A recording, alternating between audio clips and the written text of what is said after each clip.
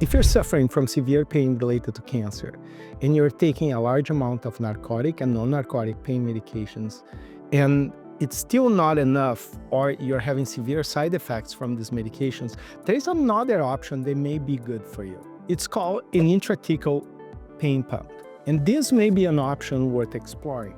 An intrathecal pain pump is a medical device that is surgically implanted under the skin, typically in the lower abdomen, and it delivers pain medication directly into the intrathecal space, which is also called the spinal sac. This is the area inside the sac around the spinal cords and the nerves. This fluid is called CSF, or spinal fluid, and it's the fluid that keeps running around your spinal cords and nerves. This allows the medication to go exactly where it's needed in much smaller doses than oral or IV pain medications, which means fewer side effects and more effective pain relief. Poor candidates for this, like I mentioned before, those are patients that have chronic pain that do not respond to conservative treatments and pain medications, have cancer-related pain or persistent pain from spinal or nerve injuries, and especially patients that are experiencing severe side effects from high-dose oral or IV pain medications. Keep in mind, this is not the only option to treat chronic pain. There are other interventional treatments that can be used, like spinal cord stimulators or peripheral nerve stimulators or some types of nerve blocks. And depending on the patient, we often prefer these other treatments that do not involve any medication. The nice thing about the intrathecal treatments is we can always test it before we actually do a permanent implant. And the testing involves inserting a small needle into the spinal fluid and then injecting some pain medication and see how much temporary relief do you get with that. And that injection would last at least 12 to 24 hours, but it's enough time to tell that intrathecal treatment is a good option for you. Now, the only problem with that is that patients that are taking a really high dose of narcotics, if you give only a small dose of intrathecal medication, it may not be enough. So a negative trial does not mean that the pain pump is not completely worthless for you, but certainly if you get good results from it, is a step in the right direction. So how is the procedure done? The procedure is typically done with general anesthesia, although it can be done with sedation as well. The patient is placed lying on the side on the surgical table when the procedure is done under X-ray guidance. Initially, we make a small incision in the back, usually 1 to 2 inches. And through this incision, we can insert a needle into the spinal sac under X-ray guidance. We can be very targeted. Once the needle is in place, we can see the spinal fluid coming out, and that's how we know the needle is in the right position. And we then insert this very thin, flexible catheter that will be inserted in the spinal sac, and this little catheter will be inserted under X-ray guidance in the spinal sac, and we position wherever we think it will be more effective for the pain. In most cases, about the level of T8 or T7, but in some situations we can put it higher or lower if necessary.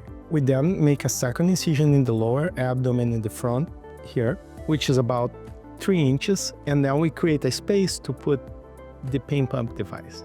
Now, the pain pump device is fairly big. It's the size of a hockey puck. These devices are also not light. The devices we use, there are 2 types. There is a 20 ml reservoir and a 40 ml reservoir. The 20 ml reservoir weighs about 4 ounces or 110 grams, whether the 40 ml reservoir weighs 6 ounces or 170 grams. We then connect the device to the tubing. We then tunnel the tubing under the skin from the back to the incision in the front, and we connect the tubing to the device. And then once the device is connected to the tubing, we then insert the device into that pocket we created and close the 2 incisions, and that's how the procedure is done. It takes about 45 minutes. Once we close the incisions and the device is in place, we'll give you a bolus dose of the medication, and we'll start running the pump continuously. And we will decide the dose that we're going to start based on how much pain medication you are already taking. So when you wake up from the procedure, most patients will have some relief of the pain already. But keep in mind, it will likely take us a few days to adjust the dose of the pain medication so you can have the optimum pain relief with the less amount of side effects for you. So most of the time you stay in the hospital after the procedure for a few days, so we can monitor you closely and adjust the dose daily so we can reach the optimal dose quickly. And every patient is different. Some patients we may be able to adjust in a day or two, and some patients may take 3 to 4 days to do that. Of course, it's normal to have some soreness at the incision sites, and that should resolve over a few days. Actually, it's a good sign when patients are complaining from the pain related to the procedure, because that means that the original pain that was so severe, it's not as bad as it used to be, so they can pay attention to the pain related to the procedure. Immediately after the procedure, you still have available PRN or as needed pain medications, but we hope that in the first few days after the procedure, we can get to a point that you almost don't need them. So what medications can be used inside the pain pump? The most common medications that we use are morphine or hydromorphone, also called Dilaudid, which provide powerful pain relief. And most often, that's what the patient is already taking before the procedure, except that they are taking IV or PO. There are also other pain medications that we can mix with those or use as a standalone options, and they include local anesthetics like bupivacaine, which blocks the nerve signals, baclofen, which is an antispasmodic that can be used for spasticity or sometimes nerve-related pain. Recently, we started also using some non-narcotic medications that can help with pain, and they are calcium channel blockers like ziconotide. And these are very promising for the treatment of chronic pain. So what are the risks of the procedure? Certainly the risk we fear the most in the initial few weeks after the procedure is the risk of an infection. Because if you have an infection at the surgical site, the pump will have to be completely removed. It is very rare. We use antibiotics at the pocket as well as IV antibiotics after the procedure to decrease this risk. And quite frankly, I've never seen one, but I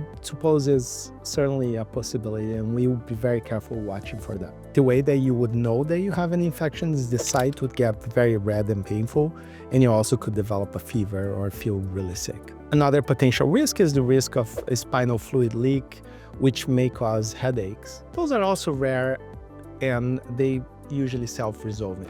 Another risk that we see immediately after implanting the pump is if we give a very high dose of the medication for you in particular, you would get very sleepy and you could depress your respirations, and that's why we monitor you in the hospital for a few days after the procedure. Over time, there are also risks of pump malfunction, like the device breaking down. Although it's very rare, these devices are very safe and are very sophisticated. There's also a risk that the catheter that we put can move. Also does not happen very often after we place them. These devices are also well protected under the skin, and they're very robust, so it's not very easy to damage them. Patients often ask, what if I bump it somewhere? Could I break it? They won't break. They're very robust. I suppose if you had a very severe car accident, for example, it could break, but we'll deal with that if that happens. Once we find the ideal medication combination and dosing for you, we shouldn't need to make that many adjustments in the pump over time. Hopefully with time, we can actually decrease the dose of the medication we're infusing if your condition is getting better. Let's say you're undergoing chemotherapy and the cancer is improving, you may be able to reduce the pain medication because your cancer is getting better. Now, how long the pain medication the pump lasts will depend on how big the pump is and what is the dose of pain medication that you're taking. The pump may need to be refilled every 1 to 6 months, depending on these factors. Refills can be easily done in the clinic by putting a small needle into the pump. There is a little rubber seal over the reservoir that the needle will go through, and it's self-sealing, and we can inject the pain medication through that. For those who are familiar, it's very similar to a Mediport, and this process is quickly and well tolerated. What are potential limitations of having a pain pump? Like I said before, the pump is relatively big, so especially skinny people will feel under the skin, and you may need to avoid high-impact activities that could dislodge the catheter or damage the pump, for example, playing football or motorcycle, dirt biking, or things like that. Another limitation is if you need an MRI scan, it may require special planning. Although you can have an MRI with the pain pump, we may need to turn it off during the time of the MRI. So you will need to contact us if you need an MRI. And despite these limitations, most patients find the benefits far outweigh the downsides of the pain pump. Now, who is not a candidate for a pain pump? Certainly, if you have an active infection, you shouldn't be trying to do this. We also try to avoid in patients that have a psychiatric condition that may be exacerbated by having these medications in your spinal fluid. Patients who have a history of drug misuse or overdose are also at risk for having these devices. Essentially, if we can trust that the patient will not be injecting something on the top of the pain medication they're getting through the pump, that can be dangerous. Also, patients that cannot come for follow-up and refilling the pump or live far away or have social issues may not be candidates for this as well. So overall, we don't take this lightly, and we don't recommend these pain pumps for everybody. It's for people who have really severe pain and they are not being able to manage with the standard treatments. I think overall, the main downsides of putting the pump are the sheer size of the pump, which is a little heavy and you can feel under the skin, and going through a surgical procedure to get it implanted. So it's not for everybody. But certainly if you're struggling with pain, it may be an option for you, and we'll be happy to see you in the office and discuss this and other options that may be available.